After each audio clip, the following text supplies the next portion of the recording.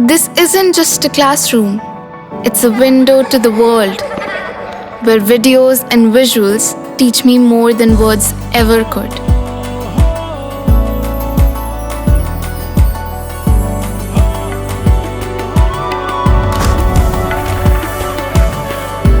Sinkhania Educational Institute, cultivating knowledge.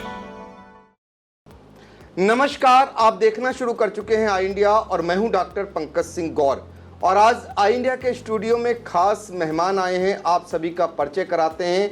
दरअसल आप सभी को पता होगा, जब बजाज जो स्कूटर के लिए जानी जाती थी, उसके बाद जब मोटरसाइकिल के क्षेत्र में बजाज ने क्रांति मचाई, तो उस क्रांति के पीछे जिनका हाथ था वो हमारे स्टूडियो में हैं, वाइस प्रेसिडेंट रहे बजाज के सीपी त्रिपाठी जी।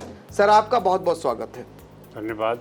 और हमारे बगल में हमारे लखीमपुर खीरी के ब्यूरो चीफ श्याम जी अग्नोत्री जी भी मौजूद हैं, जो बजाज कंपनी से भी लंबे समय से जुड़े हुए हैं। आपका सर बहुत बहुत स्वागत। नमस्कार पंकज जी।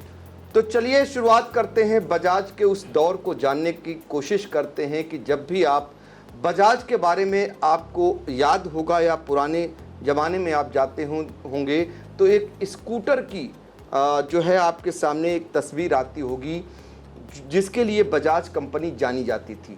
जब स्कूटर का दौर ख़त्म हुआ, उस समय बजाज कंपनी की हालत भी धीरे धीरे एक समान ख़राब ही कही जाएगी कि जिस कंपनी का उत्पादन या जो वहाँ से लाया जा रहा था स्कूटर, वो धीरे धीरे अंतिम दौर में था।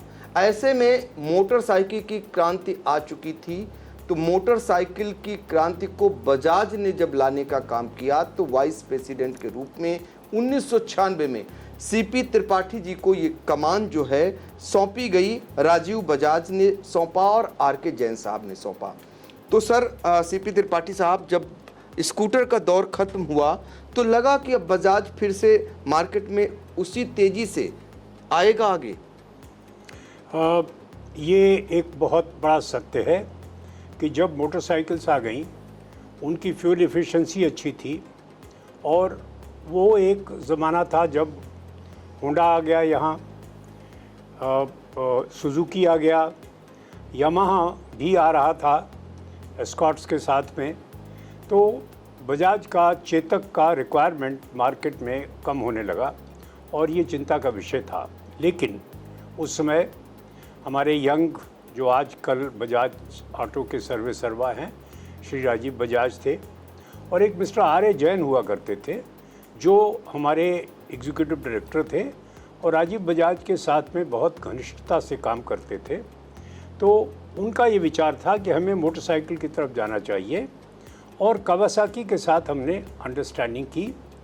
मोटरसाइकिल कावासाकी की लेकर हमने बनानी शुरू की। उसमें कुछ समस्याएं थी। राजीव बजाज ने साइड बाय साइड बहुत बड़ा रिसर्च का सेंटर शुरू किया, जिसमें यंग लोगों को लिया और उन्होंने अपना पैरेलल काम शुरू किया। कावासाकी के साथ हमने काम शुरू किया, लेकिन पैरेलल काम हमारा शुरू हुआ अपना। और सबसे पहले हमारी जो मोटरसाइकिल अपनी आई वो थी पल्सर। और पल्सर मोटरसाइकिल ने देश में एक क्रांति बचाई। हमारा मोटरसाइकिल का प्रोडक्शन, एक तो हमारे वालुज प्लांट में मोटरसाइकिल का प्रोडक्शन होता था, जहां कावासाकी की तरफ से डिज़ाइंस आते थे और हम उन्हें प्रोड्यूस करते थे। पल्सर जब आया तो राजीव ने तब तक चाखन प्लांट इस्टेब्लिश किया और वहां से लेकर के हमने फिर पीछे मुड़ना नहीं सीखा।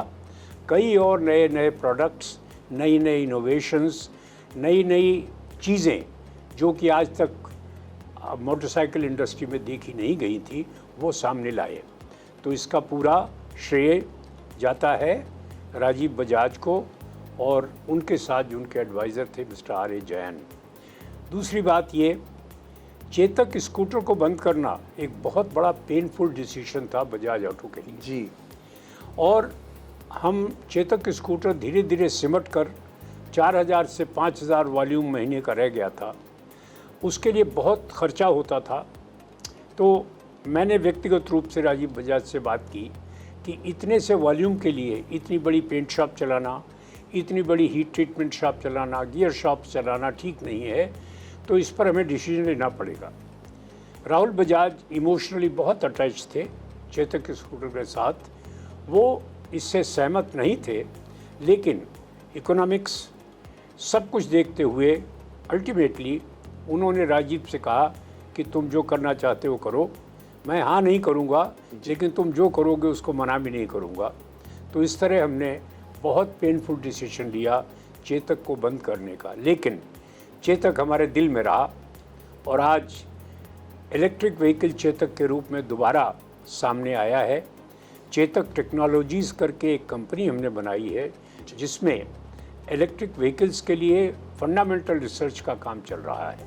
तो ये हमारा इतिहास है, चेतक से मोटरसाइकिल जाने का और उसमें पल्सर लाने का और मोटरसाइकिल वर्ल्ड में रिवोल्यूशन करने का। आज हम KTM जो ऑस्ट्रिया की कंपनी है वो हमारे यहाँ उसके मोटरसाइकिल्स बनते हैं और एक्सपोर्ट होते हैं। हमने ट्रैम्प के साथ में ट्रैम्प का हमने सिर्फ लोगो लिया है जी। ट्रैम्प हमें कोई टेक्निकल सपोर्ट नहीं दे रहा, उनका लोगो है हमारे पास। तो और हस्कोविना भी हमारे पास उनका लोगो है। तो ये कई ब्रांड्स हमारे पास आज आ गए हैं जिससे हमारा पूरे विश्व में हमारी मोटरसाइकिल का करीब 50%, कभी कभी इससे ज़्यादा भी होता है, हिस्सा बाहर के विदेशों में जाता है। ये एक बहुत बड़ी बात है। बहुत बड़ी बात है कि कैसे स्कूटर से मोटरसाइकिल पर बजाज आई और फिर उसके बाद कैसे उस क्षेत्र में भी क्रांति किया बजाज ने, ये अपने आप में बड़ी बात है। और कितना कष्टकारी था चेतक बजाज स्कूटर को बंद करना। राजीव बजाज साहब ने जब बंद किया तो कितना कष्ट हुआ उनको, और पूरा जो है ये जो निर्णय था और निर्णय के बाद जब इसकी जिम्मेदारी आप पर सौंपी, उसके बाद एक क्रांति लाने का मोटरसाइकिल के क्षेत्र में बजाज ने काम किया। हमारे साथ बजाज से जुड़े हुए लंबे समय से श्याम जी अग्नोत्री, आपके कुछ ऐसे सवाल हो, चूँकि आपका तो बहुत जाना समझा हुआ है, तो CP त्रिपाठी साहब के बारे में और आपसे कोई सवाल हो तो ज़रा पूछिए। देखिए, एक त्रिपाठी जी उस वक्त चल रहा था कि बहुत समय से आपसे जुड़े हम लोग हैं, बजाज कंपनी से जुड़े हैं, तो कई चर्चाएं, कई चीज़ें आती थी निकल के। एक तो जो बात आपने कही, उस वक्त एक स्लोगन चल रहा, बुलंद भारत की बुलंद तस्वीर, हमारा बजाज।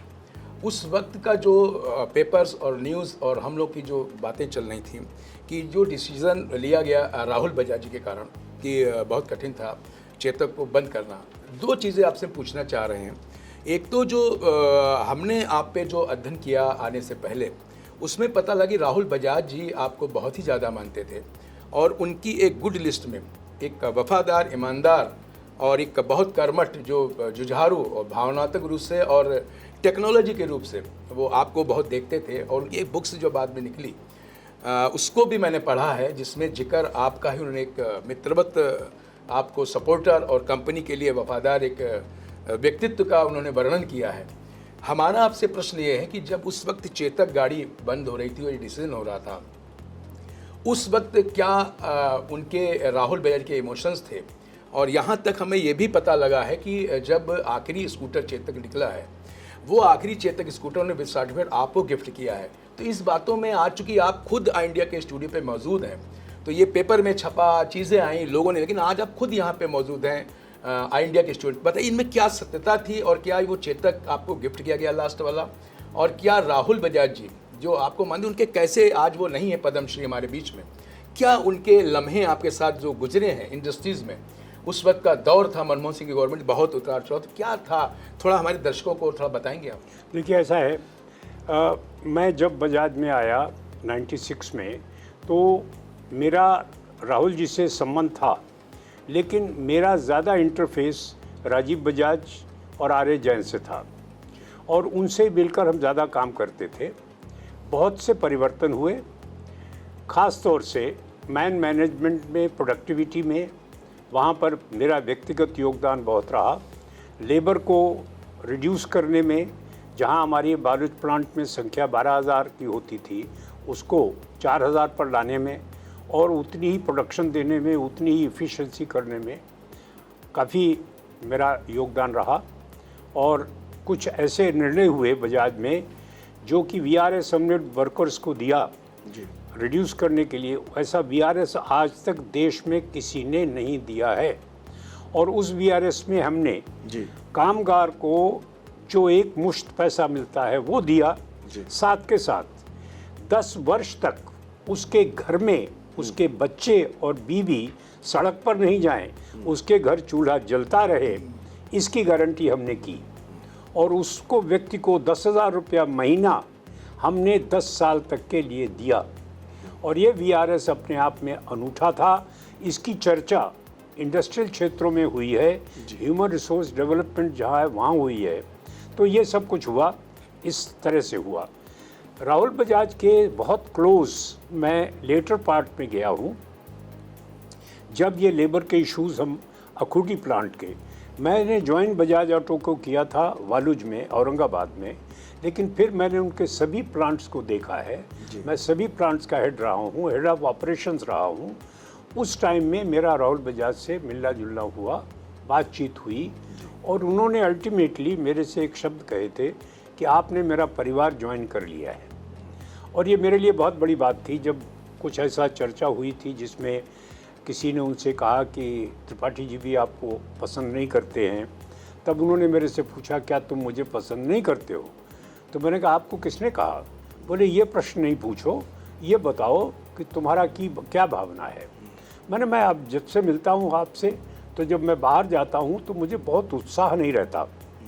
तो बोले त्रिपाठी मैं बदल रहा हूँ और तुम्हें विश्वास दिलाता हूँ कि मैं बदलूँगा, और तुमने मेरा परिवार ज्वाइन कर लिया, क्योंकि मेरा परिवार भी मेरे से नाराज़ रहता है। तो ये बहुत बड़ी बात थी मेरे लिए, और उस दिन से मैं उनके परिवार का अंग बन गया। और जैसा इन्होंने बताया कि एक पुस्तक में मैंने सिर्फ मैं एक एम्प्लॉई था जिसका आर्टिकल उनके 70 वर्ष के जो उपलक्ष्य में पुस्तक निकली उसमें था। तो जब हमने चेतक स्कूटर बंद किया जी, तो राहुल बजाज को तकलीफ़ थी, लेकिन वो भी एक बहुत ही श्रूड इकोनॉमिस्ट थे, हार्वर्ड से पढ़े हुए थे। उन्हें भी पता था कि हम चेतक पर ज़्यादा डिपेंड नहीं कर सकते, परिवर्तन हो रहा है, देश बदल रहा है, हमें भी बदलना होगा। और वो करंट थे। और जैसा आपने कहा, वो पद्मश्री नहीं थे, वो पद्म भूषण थे जी, पद्म भूषण। हाँ, उनको पद्म भूषण की सम्मान मिला था, और राज्यसभा के वो मेंबर भी रहे, और जो भी फाइनेंस कमेटीज़ रहीं उसमें राहुल बजाज का बहुत अग्रणी स्थान रहा। तो ये वास्तविक परिस्थिति रही है वहाँ पर बजाज में। और बजाज ने कॉरपोरेट वर्ल्ड में अपना एक नाम कमाया है। इंटेग्रिटी, ट्रांसपेरेंसी, इसमें बजाज सबसे अग्रणी रहा है। कॉरपोरेट सोशल रिस्पॉन्सिबिलिटी, जिसको आजकल बहुत बड़ा नाम दिया गया है, बजाज परिवार ने, विशेष रूप से जमुनालाल जी ने, गांधी जी के 5वें पुत्र बनकर देश के लिए अपनी पूरी संपत्ति दे दी थी। जिस समय वो 1942 में उन्होंने संन्यास लिया था काम से और अपने बेटे को काम सौंपा था। करीब 4 लाख रुपए थे उस समय में, 42 में, और उस 42 में 4 लाख की इतनी बड़ी कीमत थी कि जिसका आज हम अंदाज़ नहीं लगा सकते। वो भी उन्हें गांधी जी को समर्पित कर दिया था। तो वो व्यक्ति ऐसे थे जो सन्यासी थे, साधु थे और व्यावसायिक भी थे। ये उनकी विशेषता थी। ये विशेषता थी। एक अंतिम प्रश्न और आपसे मैं अपनी तरफ से पूछना चाह रहा हूँ पंकज जी, कि आपके सुपुत्र भावुक त्रिपाठी जी, जिन्होंने बहुत बड़ा एम्पायर ब्रह्म ग्रुप तैयार किया है और जो पूरी दुनिया में धीरे धीरे ग्रोथ कर रहा है, और वो एक इंडिया में भी एक यंगस्टर इन्वेस्टर के रूप में अपनी ख्याति बनाए हुए हैं। बजट जो आया है अभी, इसको आपकी, चूंकि उनसे बात होती है, इस वक्त वो अब्रॉड अमेरिका में है, आपकी बात होती रहती है, इस बजट को इंडस्ट्री के लिहाज से, क्योंकि आप भी इंडस्ट्रीज हैं, 3-4 इंडस्ट्री आपकी लगी हैं औरंगाबाद में और वालूज में चीज़ें हैं, किस नज़रिए से इसको आप देख रहे हैं इस बजट को, और क्या लग रहा आगे का? देखिए, एक तो मैं एक मोटी बात कहना चाहूँगा, ये सरकार जो प्रेजेंट सरकार है, ये देश की मूलभूत रचना में अपना योगदान दे रही है, और मूलभूत रचना को जितना भी ताकत दी जा सके उसके लिए सरकार प्रयास करती रही है, जैसा मैंने पूरी दौर में देखा है। बीच में अनएम्प्लॉयमेंट की बात आई होगी, कुछ हुआ होगा जी, बीच में कुछ और बातें भी हुई। इस बार उन्होंने मध्यम वर्ग के ऊपर बहुत ही ध्यान दिया है। तो हर क्षेत्र को ध्यान में रखते हुए अभी मैरीटाइम काम के लिए, क्योंकि इस वक्त चाइना की बहुत बड़ी थ्रेट है हमारी तरफ और हमें सबसे स्ट्रॉन्ग चाहिए नेवी। तो आज देश में हमारी सबमरीन भी बनती है, एयरक्राफ्ट कैरियर भी बनने लगा है। हाँ, हमें बहुत सा सामान बाहर से मंगाना पड़ता है, लेकिन फिर भी धीरे धीरे वो सुविधाएं भी देश में पैदा हो रही हैं और नॉर्मल शिप बिल्डिंग के लिए इस बजट में काफ़ी प्रावधान किया गया है। बहुत सी ऐसी चीज़ों के लिए प्रावधान किया गया है जो मूलभूत हैं, जिनमें कि देश के लिए शक्ति आएगी, देश में नए नए इंस्टीट्यूशंस क्रिएट होंगे और scientific research, self employment, entrepreneurship, skilling, which is main thing. मैंने ये देखा है, मैं जब कभी विदेश जाता रहा हूँ, जर्मनी मेरा दूसरा घर रहा है, मैंने कम से कम जर्मनी में अब तक कोई 40 से 50 बार यात्रा की होगी। उस देश की सबसे बड़ी स्ट्रेंथ जो है वो है लोगों की स्किल। वहाँ की कल्चर ऐसी है कि लोग घर में काम करते हैं, हर काम घर का खुद करते हैं, किसी को बाहर से नहीं बुलाते, घर खुद बनाते हैं। तो ये एक सभ्यता है कि जिसमें हर आदमी अपना हर काम खुद कर सकता है, जबकि हमारे यहाँ ऐसा नहीं है। तो देश में वो कल्चर पैदा हो जिससे कि हम सब लोग आगे बढ़ सकें। यहाँ पर एक रेलिवेंट बात जो मैं कहना चाहूँगा, जो मेरा व्यक्तिगत विचार है, बिल्कुल वो व्यक्तिगत विचार ये है कि हमारे देश में जो भी हुआ आज से 1500 वर्ष पहले, इस देश की पूरी मैन्युफैक्चरिंग कैपेबिलिटीज़, जिसको नाम दिया गया था शूद्र का, उस वर्ग के पास थी। पूरी मैन्युफैक्चरिंग टेक्नोलॉजी, मैन्युफैक्चरिंग कॉम्पिटेंस सब उनके पास थी। मैन्युफैक्चरिंग वो करते थे और होम इंडस्ट्री थी, होम इंडस्ट्री की तरह काम होता था।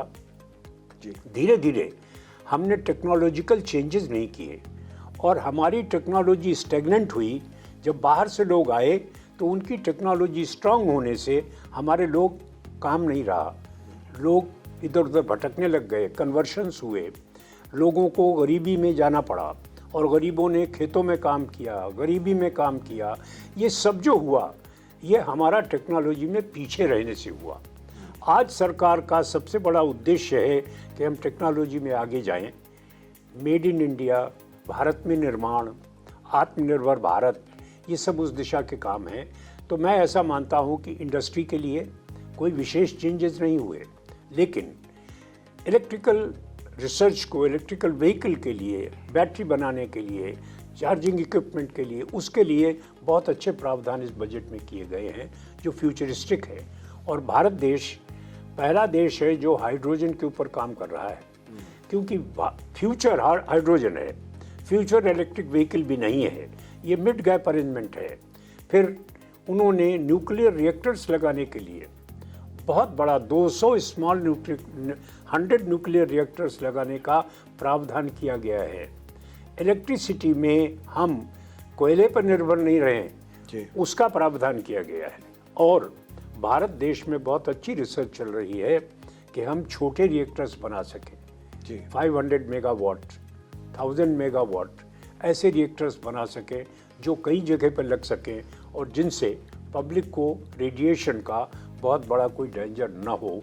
ये काम भारत देश में हो रहा है, यानी अपने पैरों पर खड़ा किया जा रहा है। जो अभी तक दूसरे के पैरों के सहारे चला जाता था, वो न करके खुद के पैर मजबूत किए जा रहे हैं।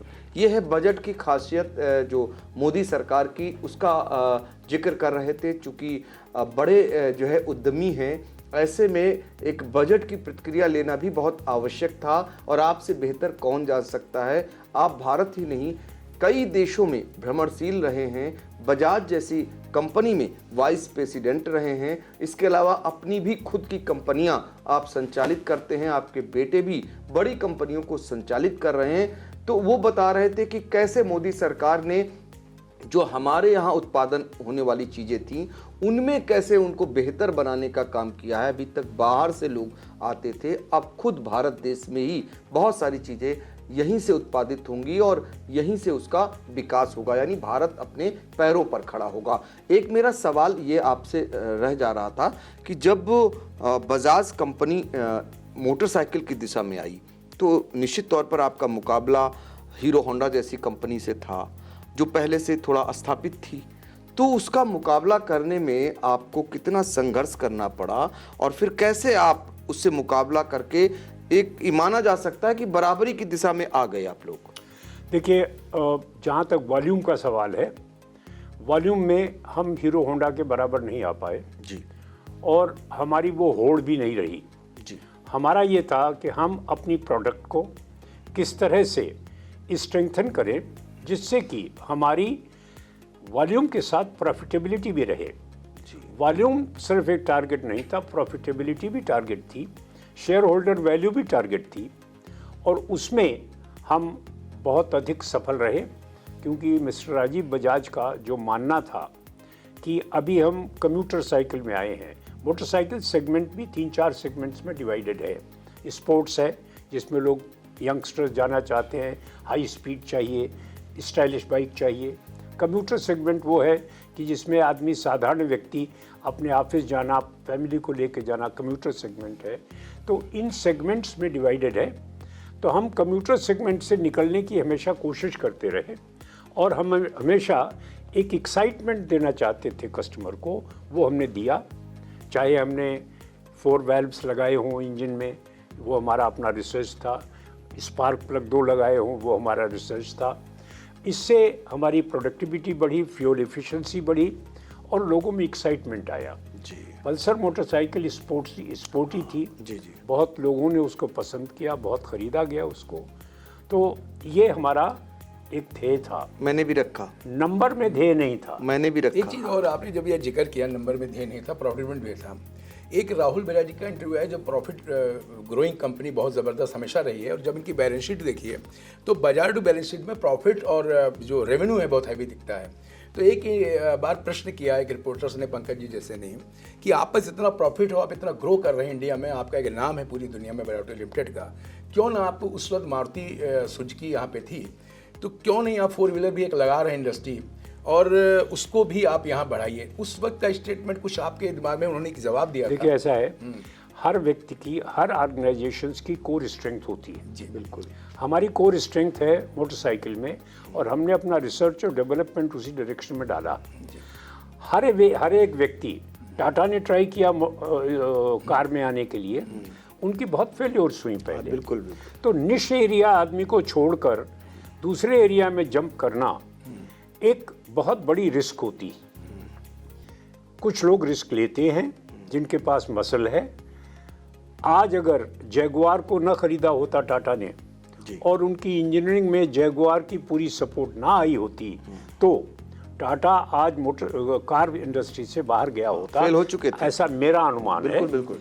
और आज वो अगर खड़े हैं, आगे बढ़ रहे हैं और नंबर 1 आ रहे हैं कई सेगमेंट्स में, तो उसमें बहुत बड़ा टेक्नोलॉजी का हाथ है जो उन्हें जैगुआर और लैंड रोवर से मिली है। बिल्कुल, रतन टाटा जी ने इसका जिक्र भी किया है जो आप आज कह रहे हैं। अब छोटा छोटा सवाल मेरा है जो हर कोई जानना चाहेगा, चूंकि आप एक ऐसे उद्योगपति के बहुत करीब में रहे आज, जो समूचे भारत में नहीं विश्व में जिनकी अपनी पहचान थी, तो उनके काम करने का तरीका, हम राजीव बजाज जी हों या राहुल बजाज जी हों, चूँकि उनके करीब में रहे, तो छोटे उद्यमी भी जानना चाहेंगे उनके काम करने का तरीका क्या था, कितनी देर वो काम करते थे, आप लोगों से, अपने कर्मचारियों से कैसा अंदाज रहता था? देखिए, व्यक्तिगत रूप से मैंने एक धारणा हमारी शुरू से रही, क्योंकि मैं गांव से निकला हूँ और आपके बहुत पड़ोस में ही रहने वाला हूँ, शाहजहानपुर ज़िले का जलालाबाद गांव का। और यहाँ सीतापुर में मेरे साड़ू रहते हैं, मिस्टर कार्तिकेय शुक्ला, और उन्हीं के काम से यहाँ आया हुआ हूँ। तो मेरा ये मानना है कि हम सब देशवासी एक स्तर के हैं।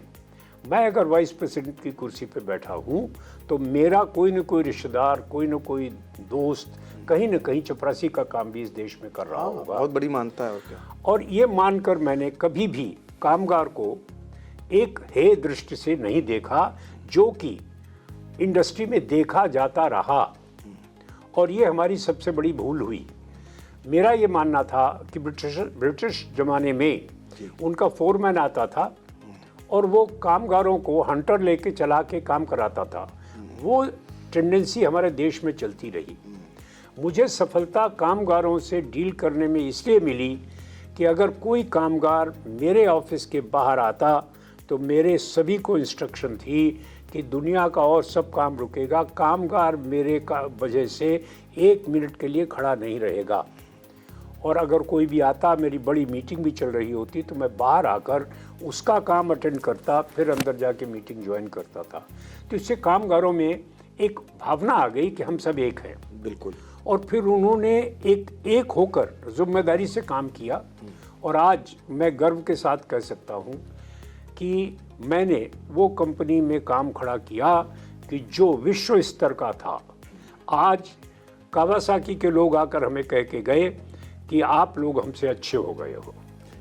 हमारा वर्कर आज सुपरवाइज़र का काम करता है, हमारा वर्कर आज इंजीनियर का काम करता है। हमने वर्कर को एम्पावर किया और वो चीज़ ऐसी है जो कि इस देश में हर जगह होनी चाहिए। बिल्कुल। एक शार्ट में से बीच में पूछ रहे हैं, आप एक टेक्नोलॉजी भी लेके आए थे जर्मनी से कहीं से, जब आपने वो तार लगे बनाया था वैल्यूज प्लांट में प्रोडक्शन बढ़ाने के लिए। वो हमारा अपना रिसर्च थी। हमने प्रोडक्टिविटी बढ़ाने के लिए जी हमें लाइन पर हमने काम किया था कावासाकी में 4 घंटे। और जब मैं 4 घंटे के बाद बाहर आया तो मेरी कमर में बहुत दर्द था। तो मैंने सोचा मेरा कामगार जो 8 घंटे काम करता है, इस तरह काम करता है, घर जाता होगा, उसका क्या हाल होगा। तो उसके लिए मैंने थिंकिंग की, टीम लगाई और एक बहुत बड़ा हमने परिवर्तन किया। और वो इतना बड़ा परिवर्तन हुआ कि उससे हमारी प्रोडक्टिविटी इतनी बढ़ी जिसका कोई हिसाब नहीं। 175 मोटरसाइकिल हम 8 घंटे में एक शिफ्ट में एक जगह बनाते थे। आज उसी लाइन से मैं 1200 मोटरसाइकिल 8 घंटे में बनाता हूँ, सिर्फ उस परिवर्तन से। वो परिवर्तन मेरा किया हुआ था, मैंने उसमें अपना दिमाग लगाया था, क्योंकि मेरी हमेशा इच्छा रही है कि हमारे भारत देश में लोग इज्जत से देखे जाएं। कावासाकी वाले हमें ज्ञान दें तो हम उनका ज्ञान स्वीकार तो करेंगे, लेकिन ये स्वीकार नहीं करेंगे कि हम आपसे इन्फीरियर हैं। हम आपसे श्रेष्ठ बन सकते हैं अगर हम सब मिलकर प्रयास करें। क्या बात, ये संदेश है उन लोगों के लिए। उम्र देखिए और तजुर्बा तो है ही है, तजुर्बा को धरातल पर उतारने का जो आपने काम किया, कैसे अपने अधीनस्थ कर्मचारियों के साथ मित्रवत व्यवहार रखा, कभी ये अहम नहीं आने दिया कि हम इतनी बड़ी पोस्ट पे हैं और हमारे कारण हमारा अधीनस्थ अगर सफ़र करता है तो कितनी दिक्कत होगी। इसके अलावा एक बड़ा उदाहरण आपने पेश किया कि ये ख्याल रखते थे जो कर्मचारी जिससे हम शुरुआती दौर में 100-150 बाइक अगर उत्पादन करते थे या 250 करते थे, कैसे हमने उसको 1200 तक उसकी स्ट्रेंथ बढ़ाई। तो ये अपने आप में उदाहरण भी है और दूसरों के लिए ये बहुत बड़ी सीख भी है कि इसके ज़रिए आप कंपनी का और खुद का अपना भी रुतबा कायम कर सकते हैं, बशर्ते आपके अंदर जज्बा हो और पूरी जो आपके कर्मचारी गण होते हैं उनको लेकर चलने का हो। उसमें अहम नहीं आना चाहिए, उनका भी ख्याल रखना चाहिए। मेरा सवाल इसी से जुड़ा हुआ था जो रह गया। मैंने आपसे पूछा था राजीव बजाज साहब, जिनको जानना चाहते हैं, राहुल बजाज साहब, वो लोग कैसे काम करते थे, हर कोई जानना चाहेगा। देखिए ऐसा है, हम हर एक व्यक्ति काम करता है, ऑफिस में आके बैठता है, काम करता है, लेकिन उसका जो व्यक्तित्व है वो व्यक्तित्व प्रभावित करता है हर काम को। बिल्कुल। अभी प्रकृति 2 तरह की होती है। राहुल बजाज की प्रकृति ये थी कि वो हर एक से जो भी उनके पास आता था उससे बिल्कुल फ्रैंक मित्रवत व्यवहार, लेकिन अपनी बात जोर से कहते थे कि तुम गलत हो, अच्छा, दिस इज बुलशिट, जी, यू आर नॉट राइट।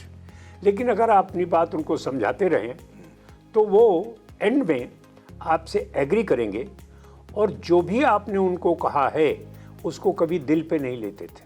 ओ, वही खत्म। ऑफिस में जो हुआ वो खत्म है, ऑफिस के बाहर आप उनके मित्र हो, बड़ी बात है। आप उनके लिए बहुत प्यारे हो और उनके अंदर कंपैशन बहुत था।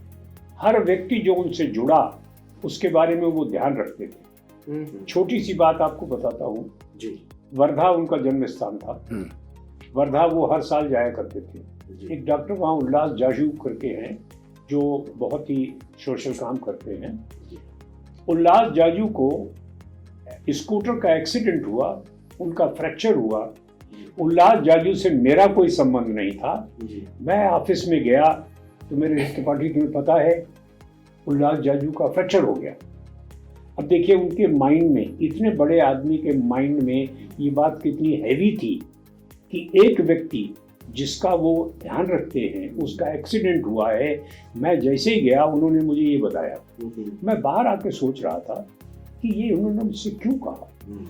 तो मैंने एनालाइज किया कि ये उनकी भावना थी जो वो कहीं ना कहीं व्यक्त करना चाहते थे और मैं उनको मिला। उन्होंने अपनी भावना व्यक्त की तो उनके अंदर कंपैशन बहुत था, लोगों के प्रति बहुत ही नम्र भाव था उनका, और कभी भी किसी चीज़ को मन में नहीं रखते थे। आप उनको गाली भी दे दीजिए और अगली बार आपसे मिलेंगे तो भूल चुके होंगे कि किसी ने मेरे से ये कहा था। तो इनके व्यक्तित्व की विशेषताएं थी ये, और बहुत ही शार्प थे, बहुत इंटेलिजेंट थे, हर बात को बहुत एक कीन आई से देखते थे, बहुत ही तीव्र दृष्टि से देखते थे। और अगर हम उनके पास जाते किसी समस्या को लेकर तो उस समस्या के हर पहलू को वो खंगालते थे। आपसे कम से कम आधा घंटा 45 मिनट उस पर डिस्कशन होगा और फिर उसके बाद जो निर्णय देंगे तो हम लोगों को विश्वास होता था कि वो निर्णय सही होगा। ये उनका व्यक्तित्व। और राजीव बजाज एक बहुत ही शार्प, बहुत ही सुसंस्कृत व्यक्ति हैं, और मैं समझता हूँ कि ऐसे बच्चे परिवार में पैदा करना, उनको बड़ा करना एक संस्कार की बात होती है। तो बहुत ही शार्प, बहुत ही विनम्र व्यक्तित्व, कंपैशन भरा हुआ है उस व्यक्ति के अंदर, बहुत ही शार्प है और तरह तरह के आइडियाज़, नए आइडियाज़ लाने में सक्षम है। तो मैं राजीव बजाज को, उम्र में मेरे से छोटे हैं, अपने को मेरा पुत्र मानते हैं और वैसा ही आदर देते हैं। मैं समझता हूँ कि ऐसा बेटा सबको मिले। सबका भाग्य होगा, हर इंडस्ट्री का भाग्य होगा कि अगर ऐसा आदमी उसके ऊपर बैठा हो और चलाने वाला हो। तो देखिए कैसे थे राहुल बजाज जी, कैसे हैं राजीव बजाज जी, इस पर डिस्कशन कर रहे थे। और कैसे स्कूटर का युग जब समाप्त हुआ तो मोटरसाइकिल का युग बजाज लेकर आया और उसको कितनी ऊंचाइयों तक पहुंचाया गया, उत्पादन के क्षेत्र में कहां तक बजाज ने झंडा गाड़ा, इन बातों को साझा कर रहे थे। बजाज के वाइस प्रेसिडेंट रहे सीपी त्रिपाठी साहब सीतापुर आए हुए थे। आई इंडिया के स्टूडियो पहुंचकर उन्होंने बहुत सारी बातों को साझा किया। उम्मीद करेंगे जब भी वो इधर से गुजरेंगे तो एक बार फिर से और सारी बातों को साझा करेंगे, क्योंकि इससे निश्चित तौर पर बहुत सारे उद्यमियों को सीख मिलेगी और इनका जो संदेश है उनके लिए बहुत आगे बढ़ने का भी संदेश है। तो इस खबर को देखना आपके लिए बहुत ही महत्वपूर्ण हो जाएगा। आपने बहुत सारी चीज़ों का साझा किया, आपका बहुत बहुत धन्यवाद। धन्यवाद, बहुत बहुत धन्यवाद, धन्यवाद, धन्यवाद, धन्यवाद।